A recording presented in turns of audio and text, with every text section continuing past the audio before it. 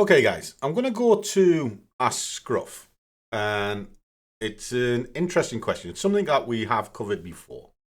It's a little salute to Nav on backtesting. Now, let me just flick this over, and I shall show you the question. Or at least I will do when I switch it on.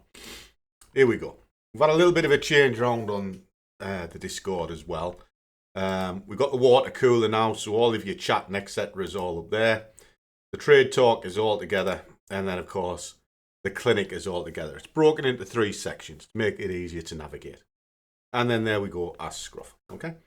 I'm planning to use the next few weeks to build my confidence via backtesting UJ. Okay, no problem. When you're backtesting, it doesn't really matter about the asset, but we'll come on to that in a minute. If you have any thoughts how to do this, and also convenient would be able to do a video on backtesting. Okay, so I'll come back to the chart in just a second. The thing with backtesting is, a lot of people say backtest, backtest, backtest. It's the only way forward. Backtest, backtest, backtest. Not quite. I prefer forward test. Now, let me kind of clarify the difference before I go on to this. Now, backtesting is fine to give you an idea that whatever principle you're working with works. Now, what you've got to remember with backtesting is it's always a perfect scenario. Why? You've got no pressure, and you don't know how your emotions will run when you're in the trade.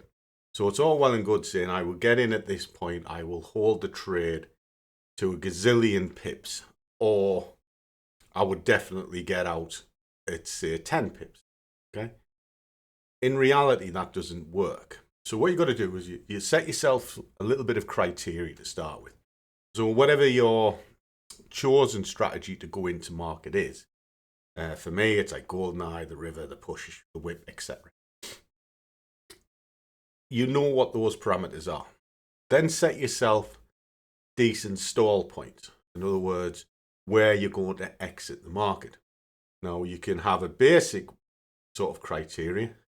I'm using half an ATR as a maximum stop, and I'll mirror it on the other side as a target sort of thing. So you're always basically at 1 and 1, which is what your minimum criteria should be anyway. So now at least you've got some boundaries you can work with, and you would start plotting your way through a sample of data. Now, a decent sample of data is about a year. Go to 3 or 5 if you can do it. If you're doing it over 2 weeks, you've got plenty of time to just kind of work your way through it. And what you want to do with those criteria is just see how many times it's hit, but also what's called depth of market. Now, the depth of market is, well, I'm going to enter at this candle. How far did it go into the stop before it got to half an ATR? Okay. Now, let's just say, for argument's sake, your half ATR is 40. Well, how many times did it go through the 40? Well, that's going to tell you how many times it stopped out. How many times did it only get so far in? So let's just say it averaged. It always went about 35 pips against you before it turned, and it gives you the profit that you were looking for on the other side.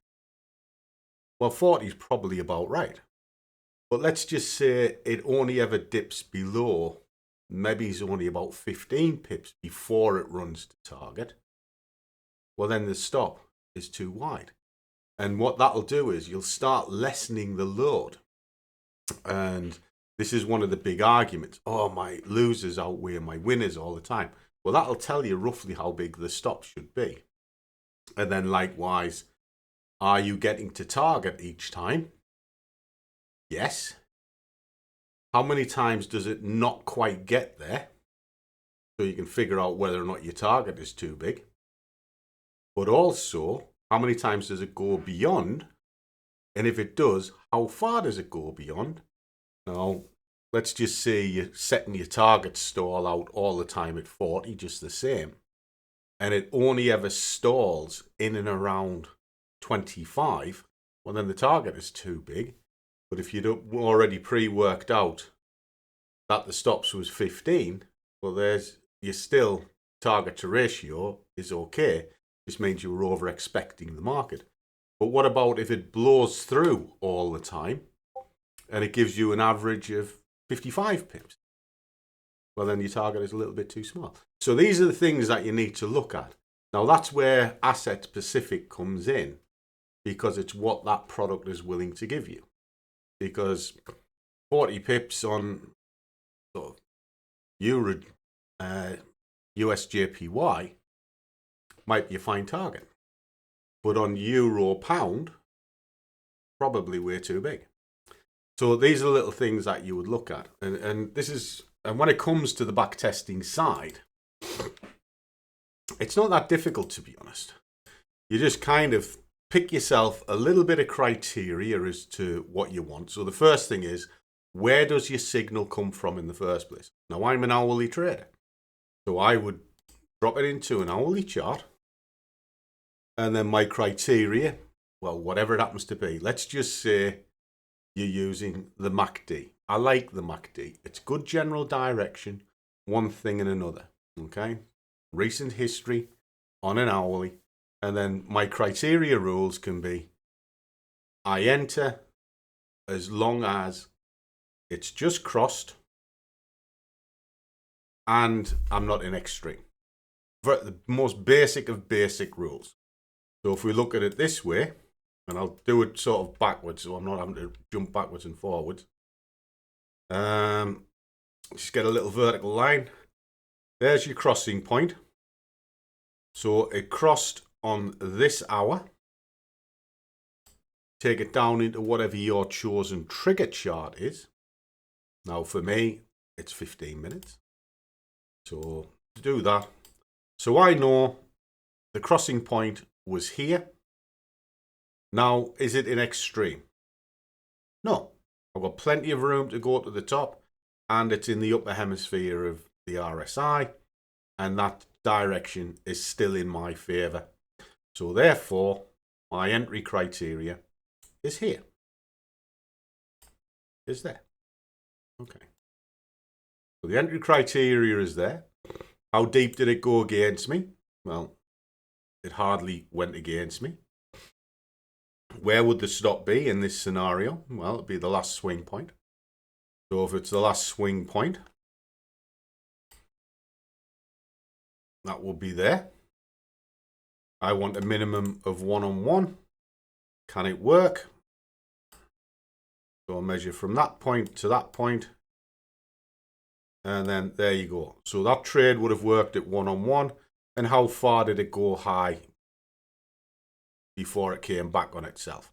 Well, it went 36, but before it actually came back to be stopped out, well, it didn't look back. So let's just put a line in there. Just let's have a little look at it, shall we? So there's a high point here. It hasn't looked back. That's 78.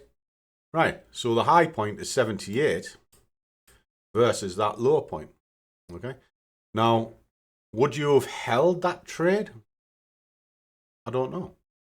A lot of people wouldn't, because it plateaued and it did look like it was coming back.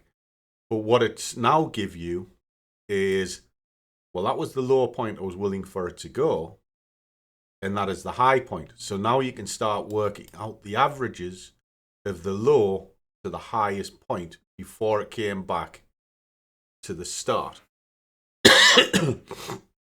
And then you constantly systematically do that through the ages. I know that was a snapshot example, but that's all you're doing. You're just looking at the point of entry. That is the low point I was going to. Then how high did it go? And then you can work out the average over the amount of signals that you would have took.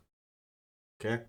So if you took 20 signals, then you go at them 20 highs, the 20 lows, and you work the average out. And then that'll give you a parameter. And the bigger the data sample, the stronger your confidence will be. Okay? Hope that helps. Catch you soon.